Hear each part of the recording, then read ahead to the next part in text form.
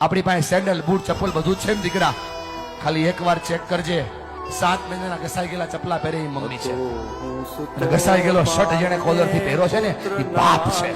તમને ફરક પડે કે ના પડે, એમને ફરક પડે છે.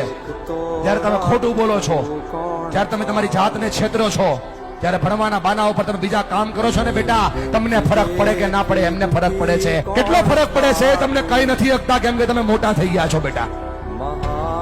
પણ તમે જયારે કઈ ડિમાન્ડ કરો છો ને, પપ્પા જોઈએ છીએ, તેની પાસે હોય નહીં તો એ દાંત કાઢીને જવાબ દે છે. તમે તો ખાલી માગી લ્યો છો કે ભાઈ પપ્પા જોઈએ છીએ, ત્યારે ખંભા ઉપર હાથ મૂકીને પૂછજો તો ખરા કે પપ્પા હું તો ખાલી માગી લઉં છું, તમે લાવો છો ક્યાંથી?